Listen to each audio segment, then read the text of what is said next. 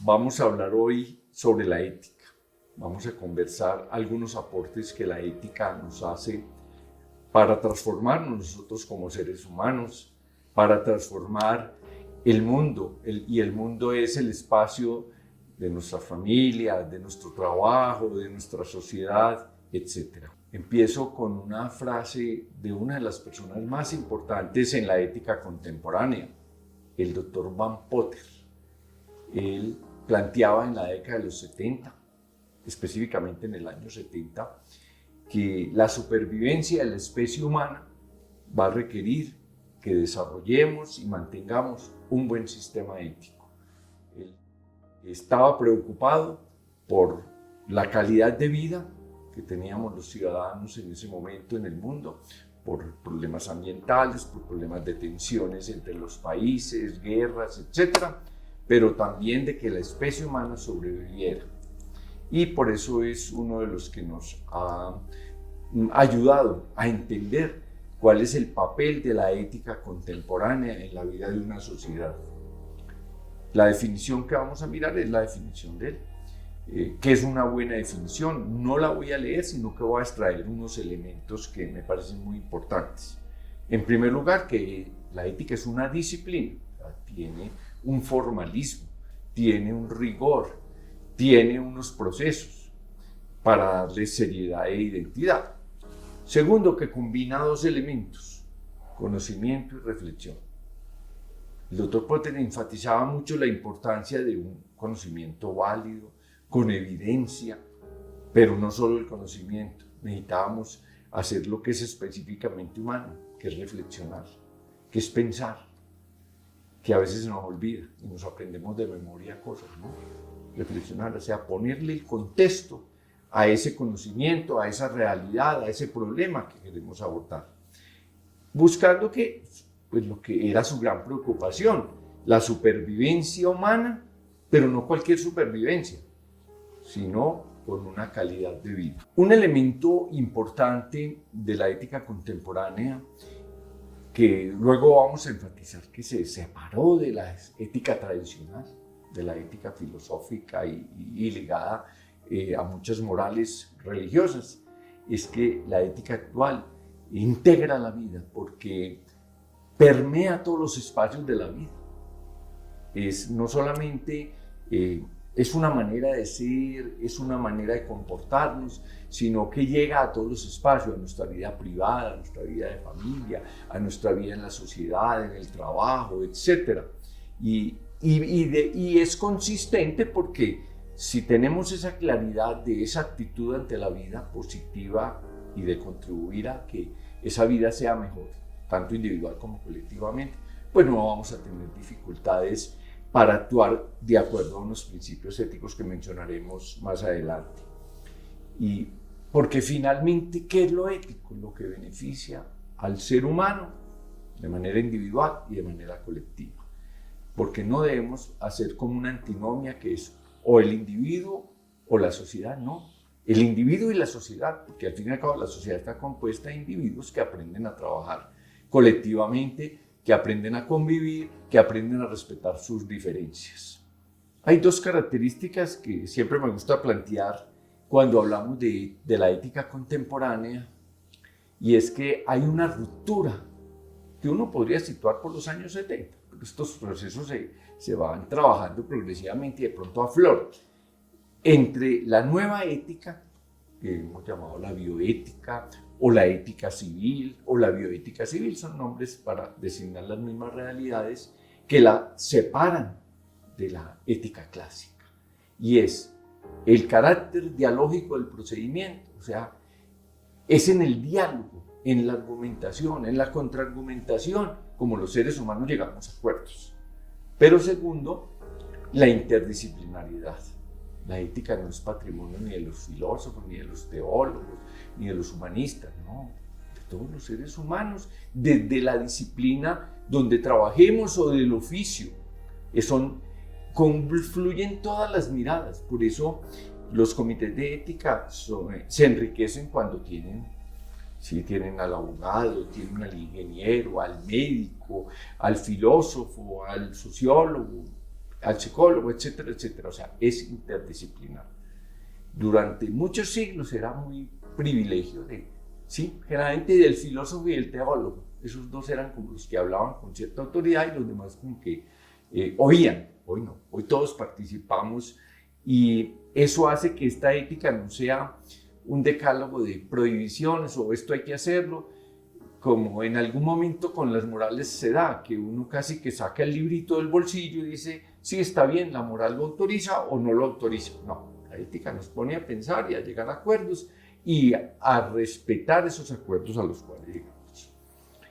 Un poco vamos a hablar sobre los principios muy generales de la ética contemporánea, de los más importantes, de los que algunos han llamado deberes prima facie, o sea, deberes que deberían primar sobre los demás, que deberíamos siempre tener en cuenta en sociedades que son hoy pluralistas. Estamos viendo un mundo muy interesante, el mundo de McLuhan. McLuhan nos había dicho hace un buen rato que el mundo era una aldea global, o que se iba a ir convirtiendo progresivamente en una aldea global, y que entonces todas esas barreras de países, todo, iban a desaparecer en el sentido de que íbamos a tener influencia de todas las culturas, de todas las maneras de ver la vida, y que en un momento dado íbamos a llegar a encontrarnos personas con visiones muy distintas, pero que si no aprendíamos a respetarnos íbamos a entrar en conflicto. Uno de los tratadistas de la ética contemporánea, Engelhardt, ha planteado un concepto muy bonito. Dice, es que el mundo de hoy es un mundo de extraños morales. ¿Eso qué quiere decir? Extraños es que es diferente a la moral que uno tiene. O sea, dos personas pueden estar sentadas en un sitio y ser extraños morales porque tienen dos visiones morales, o sea, dos maneras de mirar el mundo desde su moral. Pero eso no los debe dividir, eso no los debe poner en conflicto. Y cuento una anécdota que ha sido muy sencilla, pero ejemplifica esto. Alguna vez iba a dar una conferencia a un hospital de Lima y en el avión de Avianca se sentó un señor al lado, un señor amable, me saludó, me contó que era un empresario del sector farmacéutico. Le dije, bueno, mire, yo soy médico. Entonces me empezó a hablar pues, de lo que hacía y de que iba a Sudamérica a visitar sus clientes porque vendía muchos de sus medicamentos en Perú, en Chile, en Argentina, en Uruguay, etc.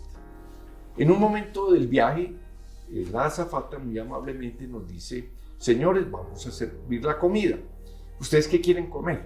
Tenemos dos opciones, o pescado o cerdo. Yo levanté la mano y dije, para mí cerdo. Y el señor me mira asustado. ¿Usted va a comer cerdo? Y me interroga. Y yo le dije, sí, yo entiendo que no debería comerlo porque sufro de colesterol, tengo mi colesterol elevado.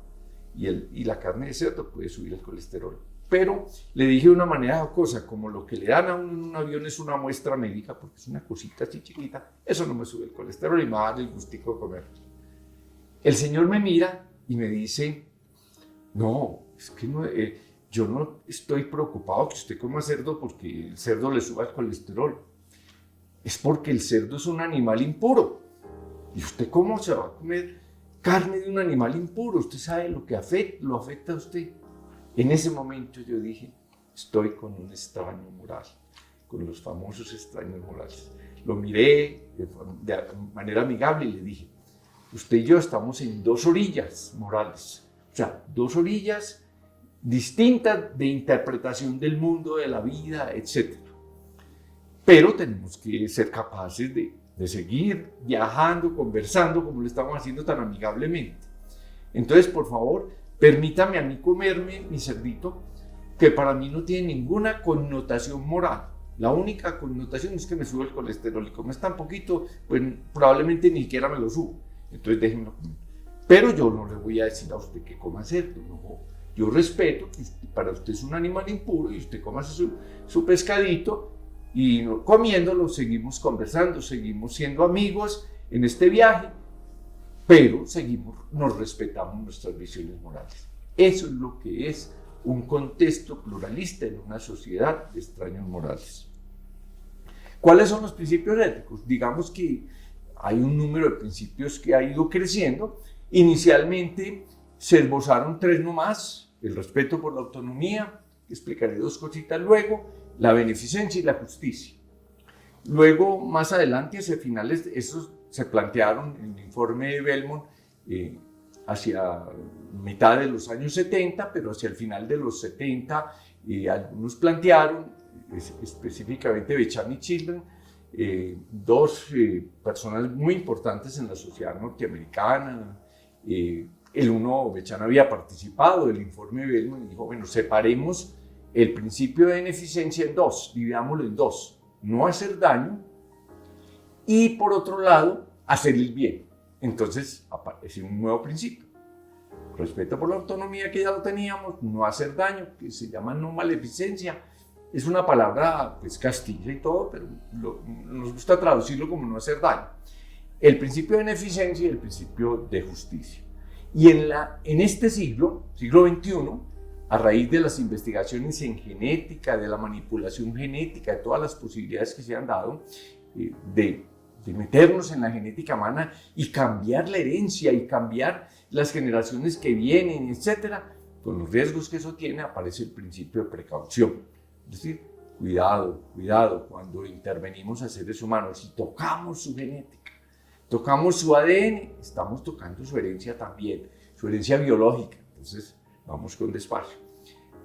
Estos son los principios que voy a de una manera muy corta. El primero lo que reconoce es que los seres humanos, por ser seres humanos, tenemos el derecho y la capacidad, las 2 cosas, de tomar decisiones con arreglo a lo que creemos correcto, adecuado, bueno, con una restricción: no hacerle daño a los demás. ¿Sí? Mis decisiones autónomas no pueden dañar a otros. Y el segundo principio es no hacer daño, que más o menos en la misma línea, pero que también ha tenido un desarrollo muy interesante. Inicialmente era no hagamos daño intencionalmente a los demás, pero fuimos entendiendo que a veces uno no tiene intención de hacer daño y hace daño. Entonces, por eso en el principio decimos, no hagamos daño intencionalmente. Pero segundo, preguntémonos por las consecuencias de nuestras decisiones. Hay decisiones con buena intención que hacen daño. Entonces, ese es una. El principio de beneficencia, que solo lo voy a resumir en tratemos a los demás como quisiéramos ser tratados. ¿Y por qué creo que resume esto? Porque ninguno de nosotros quiere que nos traten mal. Todos queremos que nos traten muy bien, en todo sentido, en una sociedad. Entonces tratemos a los demás como a nosotros nos gustaría ser tratados. El principio de justicia, pues voy a dejarlo sin desarrollarlo un poco más, y el precaución ya hemos hablado de él. La ética contemporánea tiene 3 funciones. La vamos a ver muy rápidamente solo para enfatizar la última. La primera es una función crítica. La moral no es crítica. La moral deriva de las costumbres. La moral viene de mos mores, costumbre, que es de latín. Y entonces la moral está establecida y uno siempre consulta los referentes de su moral y ahí le dice qué debe hacer. La ética no, la ética es crítica, es analítica. Estudia los comportamientos humanos, los cuestiona a veces, incluso cuestiona las morales.